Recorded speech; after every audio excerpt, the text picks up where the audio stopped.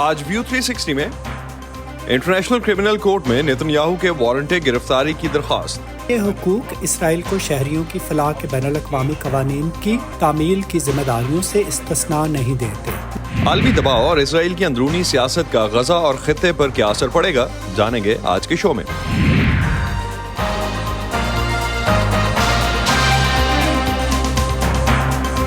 Voice of America کے Washington studios میں آپ سب کو خوش آمدید۔ آپ دیکھ رہے ہیں پروگرام ویو 360 اور میں ہوں اسد اللہ خالد۔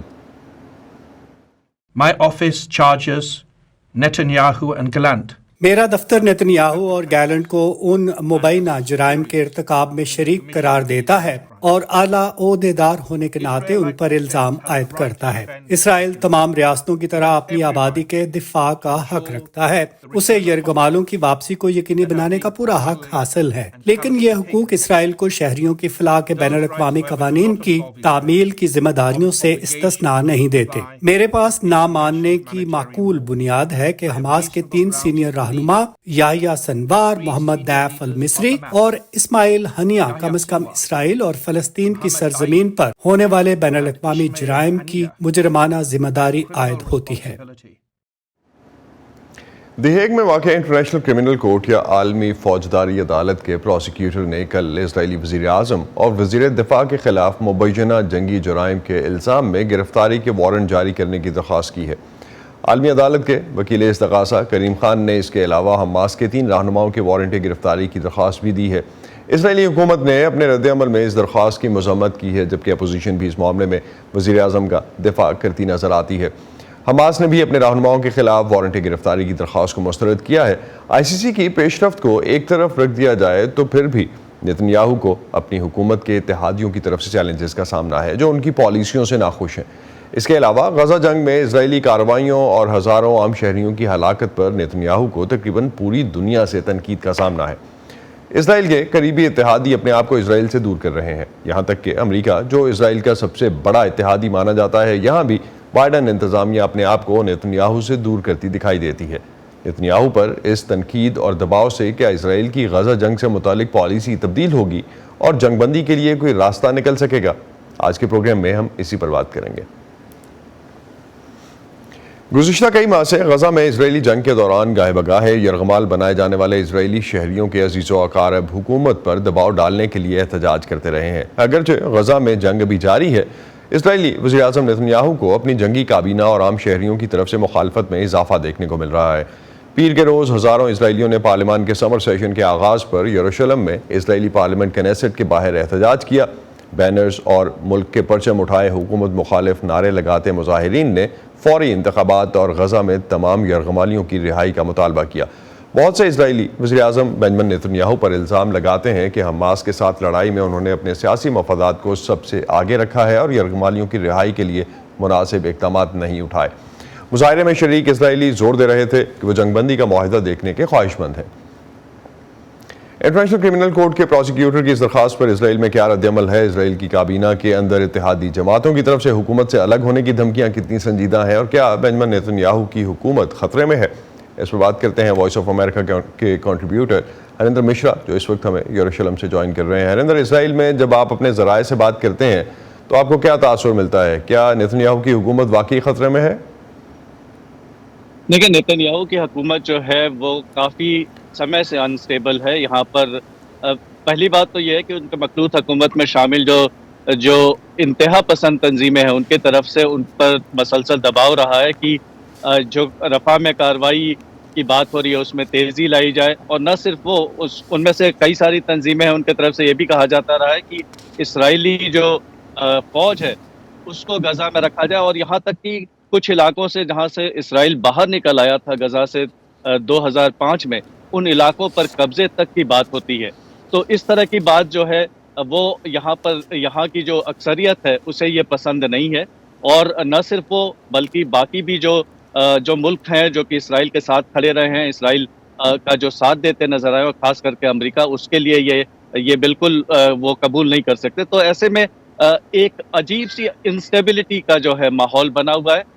اسرائیلی جو ابھی حکومت میں جو باہر کی جو اور بھی جو تنظیمیں جو بعد میں شامل ہوئی، جو کہ یہاں پر جنگ میں اسرائیلی جو بھی جو بھی کوششیں ہو رہی ہیں ان کو سپورٹ کرنے کے لیے جو تنظیمیں شامل ہوئی تھیں ان کے طرف سے لگاتار جو ہے ان کے طرف سے لگاتار دھمکی دی جا رہی ہے. وہ کہہ رہے ہیں کہ اگر اسرائیلی جو حکومت ہے وہ صحیح فیصلے نہیں لیتی ہے اور غزہ کے مستقبل کو لے کر کے صحیح فیصلے نہیں لیے جاتے ہیں اور باقی جو ملک ہیں جو کہ اسرائیل کا ساتھ دیتے رہیں, اسرائیل کے سپورٹ میں کھڑے رہیں, اگر ان کی بات نہیں سنتے ہیں تو وہ ان کی طرف سے دھمکی آئی ہے کہ وہ اپنا سپورٹ واپس لے لیں گے. تو ایسے میں ایک انسٹیبلٹی جو ہے ویسے بھی کافی دنوں سے یہاں پر نظر آ رہی ہے, اس میں اب لگاتار اضافہ ہوتا ہوا نظر آ رہا ہے. تو ہریندر, یروشلم میں کل جو نتنیاہو کی حکومت کے خلاف ایک بڑا مظاہرہ ہوا, کیا اس طرح کے احتجاج میں اضافہ؟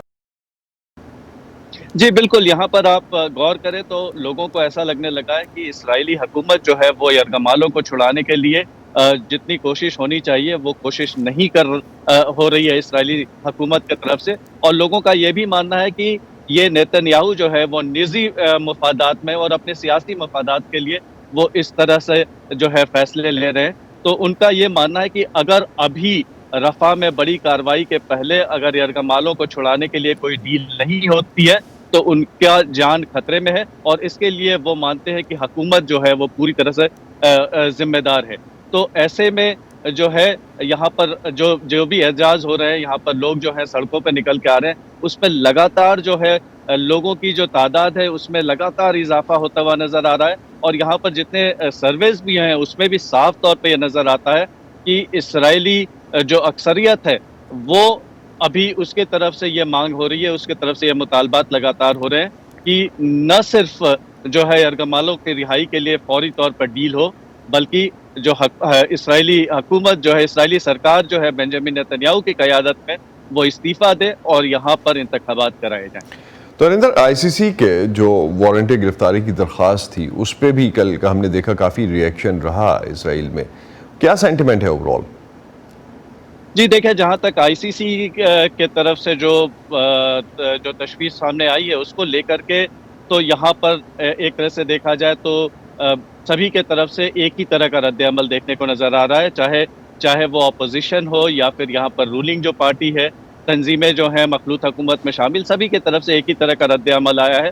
اور سبھی جو ہے اس پر تنقید کرتے ہوئے یہ کہہ رہے ہیں کہ یہ ایک شرمناک فیصلہ ہے.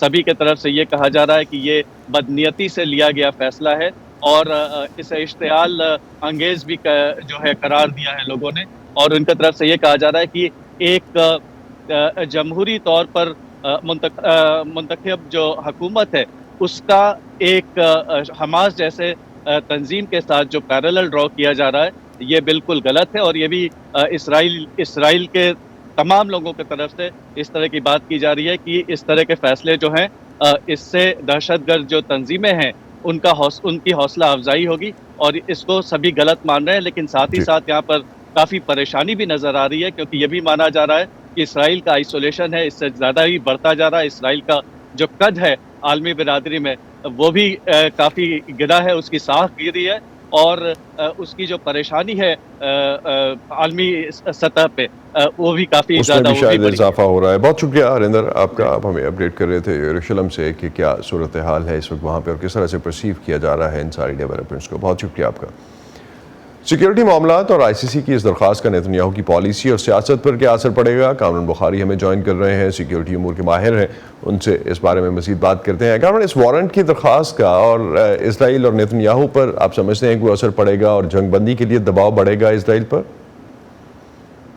جی دیکھیں اسد, اس میں جنگ بندی کی طرف تو شاید پیش رفت ہو سکے, لیکن جب آپ اس قسم کی کارروائی شروع کر دیتے ہیں تو پھر اس کا ایک قانونی منطقی انجام بھی جو ہے نا مقصود ہوتا ہے, کم از کم ان حلقوں کی جانب سے جو اس کو پش کر رہے ہیں. ظاہر ہے یہ آئی سی سی کے جو ہے اپنا ایجز سے کیا جا رہا ہے, تو یہ ایسا نہیں ہے کہ اس کو آپ صرف جیو پولیٹیکلی یا ملیٹریلی لیوریج کے طور پہ استعمال کر سکتے ہیں. جب آپ یہ انیشیٹ کر دیتے ہیں پروسیڈنگز تو پھر ایکسپیکٹیشنز ہوتی ہیں کہ اس پہ مزید پھر کارروائی ہوگی, بلایا جائے گا. اب ظاہر ہے مطلب انٹرنیشنل لا اور گلوبل جیو پولیٹیکل جو انٹرسٹ ہیں اسٹیک ہولڈرز کے, وہ کولائڈ کرتے ہیں ایک دوسرے کے ساتھ. اسی وجہ سے ہم نے دیکھا کہ صدر بائیڈن نے خود کل آ کے کہا کہ ہاں بھائی جو ہے سخت تنقید کی اس بات کی. کہ حماس کو اور اسرائیل کو ایک ہی کٹہرے میں کھڑا کر دیا گیا ہے. تو یہ ایک مشکل ہے. یہ ایک طرف جو ہے وہ ایک ہیومن رائٹس کا ایشو ہے, انٹرنیشنل لا کا ایشو ہے, دوسری طرف جو ہے جیو پولیٹیکل انٹرسٹ ہیں. تو میں سمجھتا ہوں یہ ایک کلاسک کیس ہے ان کے آپس کے کولیجن کا. تو غزہ میں ابھی اسرائیلی جنگ کو تقریباً 7 ماہ سے زیادہ ہو چکے. حماس ابھی تک غزہ کے کچھ علاقوں میں اگر ہم دیکھیں تو اسرائیلی فورسز کے ساتھ لڑ رہی ہے. تو کیا اسرائیل کی جنگی حکمت عملی ناکام ہوئی ہے؟ جی, اس میں کوئی حیرت کی بات نہیں ہے, کیونکہ دیکھیں یہ جو جنگ شروع ہوئی تھی یہ 7 اکتوبر کے حملے کی وجہ سے ہوئی تھی. جب اس حملے کی انٹیلیجنس نہیں تھی اسرائیل کے پاس, تو پھر یہ اسیوم کر لینا کہ کسی طریقے سے جو ہے ان کے پاس انٹیلیجنس ہوگی اتنی بڑی جنگ کو پروسیکیوٹ کرنے کے لیے, تو میں سمجھتا ہوں کہ that's asking for too much. Because اگر آپ ایک حملے کو نہیں روک پائے تو پھر آپ کی انٹیلیجنس پہ سوال اٹھتے ہیں نا کہ کیا آپ کو صحیح طریقے سے پتہ ہے کہ آپ کا دشمن کہاں بیٹھا ہے, کہاں چھپا ہے, اس کے اثاثے کہاں پر ہیں, کس طریقے سے وہاں پہنچنا ہے, اس نے کیا تدابیر کی ہوئی ہیں. کیونکہ دیکھیں جب انہوں نے حملہ کیا تھا تو ان کو پتہ تھا کہ ان کے اوپر ایک بڑی جنگ مسلط کی جائے گی, تو اس کی تیاری کی ہوگی. تو وہ ساری انٹیلیجنس نہیں ہے جس وجہ سے اتنی دیر لگ رہی ہے. اور اب یہ تنقید جو ہے ہم دیکھ رہے ہیں کہ یہ بہت سارے حلقوں سے آ رہی ہے, بائیڈن انتظامیہ کی طرف سے بھی آ رہی ہے, ٹرمپ کیمپین کی طرف سے بھی آ رہی ہے. بذات خود جو ہے نا سابق صدر ڈونلڈ ٹرمپ نے بھی اس کی طرف جو ہے کھل کے بات کی ہے. کل جو ہے وہ chairman joint chiefs of staff جو ہیں یو ایس کے, انہوں نے بھی جو ہے اس کے اوپر تنقید کی ہے جس طریقے سے پروسیکیوٹ کیا گیا ہے کہ بھائی یہ ابھی تک کیوں نہیں ختم ہو پا رہی, کیونکہ جتنی دیر جنگ زیادہ چلے گی اتنا ہی مشکلات بڑھیں گی. اور یہ آئی سی سی کا جو کیس ہے یہ اس بات کی طرف جو ہے کہ ایک بہت بڑی علامت ہے.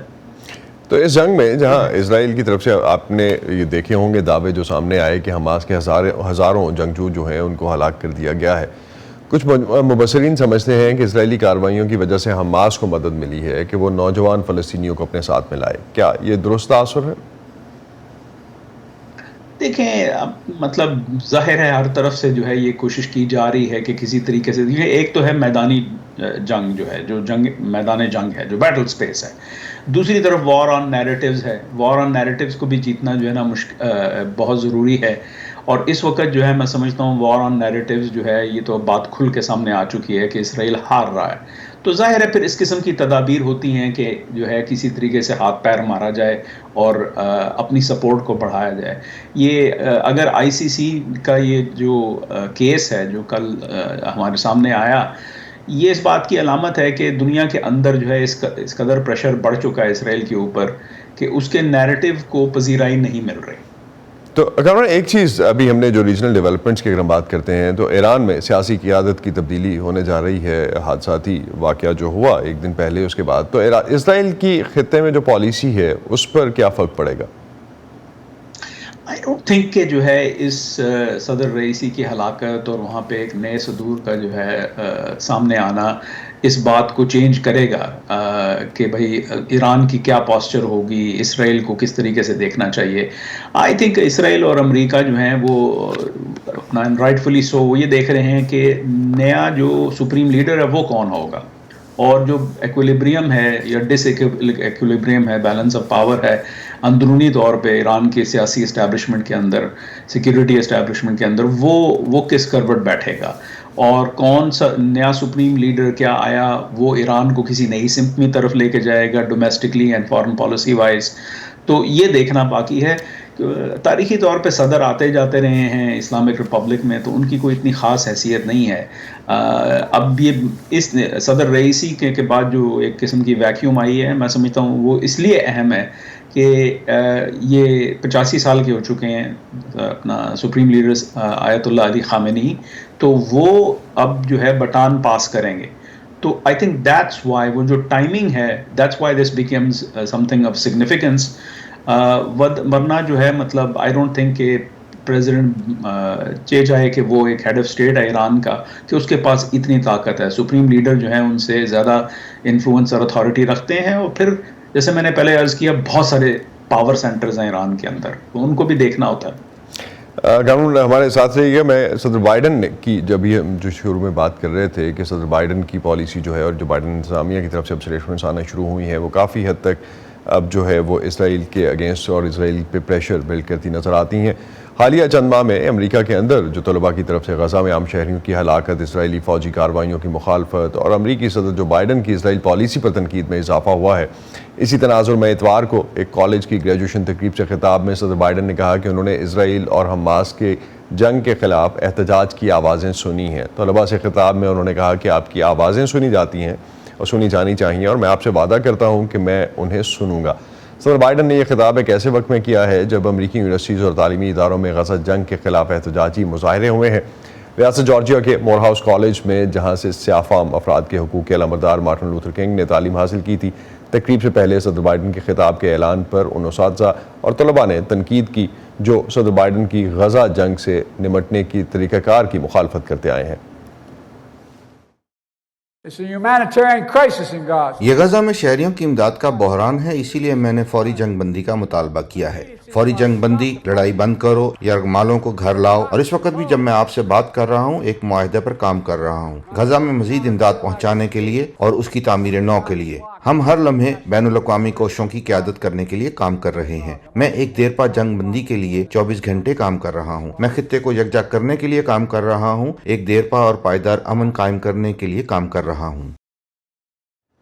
کیمرون، صدر بائیڈن کے دباؤ کے باوجود اسرائیل نے رفح میں فوجی کارروائی کی، کیا وجہ ہے کہ نتنیاہو امریکی دباؤ کو بھی خاطر میں نہیں لا رہے اس وقت؟ میں نہیں سمجھتا کہ یہ کوئی ڈیفائنس ہے۔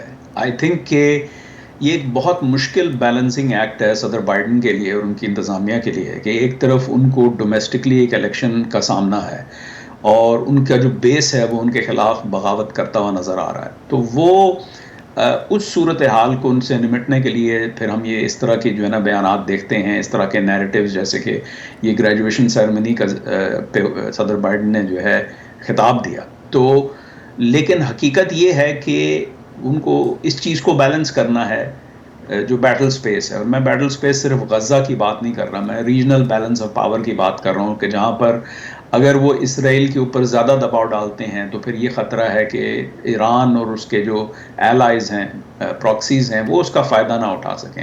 ایک مشکل سچویشن ہے، میں نہیں سمجھتا کسی بھی صدر کے لیے، کل کو اگر صدر ٹرمپ آ جاتے ہیں یا ان کی جگہ کوئی اور بھی صدر آ جاتا ہے تو کوئی بھی حکومت آئے گی تو وہ اسی بیلنسنگ ایکٹ کا شکار ہوگی کہ ایک طرف جو ہے وہ فلسطینیوں کی جو اپنا جاں بحق ہوئے ہیں بڑی تعداد کے اندر اور ڈسپلیس ہوئے ہیں، غزہ پوری طریقے سے مسمار کر دیا گیا ہے، تو وہ ایک صورتحال ہے۔ دوسری طرف جو ہے ایک ایلائی ہے جو جس کے اپنے امپیریٹیوز ہیں، تو میں سمجھتا ہوں ایک کلیئرٹی نہیں ہے، اور نیریٹو کی تو کلیئرٹی ہمیں نظر آ ہی نہیں رہی ہے، تو اندرونی طور پہ جو پالیسی کس طریقے سے بیلنس کی جا رہی ہے ڈومیسٹک ورسز گلوبل، وہ تو مطلب بہت ہی مشکل ہے، لیکن ظاہر ہے جو کبھی ادھر بیان دے رہے ہیں کبھی ادھر بیان دے رہے ہیں، تو مطلب آپ اسی کو دیکھ لیں نا کہ ایک طرف انہوں نے کہا کہ بھئی حماس اور اسرائیل کو جو ہے کیوں آپ نے جو ہے وہ برابر لا کے کھڑا کر دیا، میں ICC کے جو ہے نا کیس کی بات کر رہا ہوں،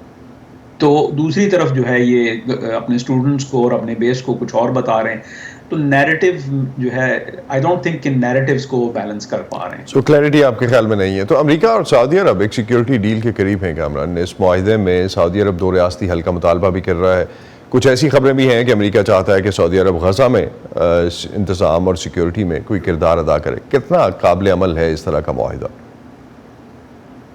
قابل عمل تو مطلب ڈیٹیل سامنے آئیں گی تو پھر کچھ بیان کر سکیں گے، لیکن وہاں پہ بھی یہی صورتحال ہے کہ ایک طرف سعودی عرب جو ہے کو اپنا نیشنل سیکیورٹی کے امپیریٹیوز ہیں جن کو انہوں نے پرسو کرنا ہے، جس کے لیے جو امریکہ کے ساتھ بات چیت اور امریکہ اور اسرائیل کے ساتھ جو ہے معاہدہ کرنا ضروری ہے کیونکہ ان کو خطرہ ایران سے ہے، لیکن وہ مطلب اس چیز کو نہیں کر پا رہے کیونکہ غزہ میں جنگ ہوئی ہے اور وہاں جو حالات اکتوبر 7 کے بعد رونما ہوئے ہیں، اس صورتحال میں پھر سعودی عرب جو ہے کو وہاں پہ کچھ کنسیشنز چاہیے کیونکہ جوں کا توں تو وہ نہیں کر سکتے نا، تو کچھ نہ کچھ بیلنس کرنا ہے ان کو بھی، تو میں سمجھتا ہوں سعودی عرب کی طرف سے بھی بیلنسنگ ایکٹ ہے۔ آپ دیکھیں کہ مطلب جو ہے وہاں کی اس جانب سے کوئی بیان نہیں آ رہے، مطلب جو ہے وہ جو جس طریقے سے جو ہے مطلب ہم نے اردن کے بادشاہ یا ایجپشن گورنمنٹ کو جو ہے پارٹیسپیٹ کرتے ہوئے دیکھا ہے،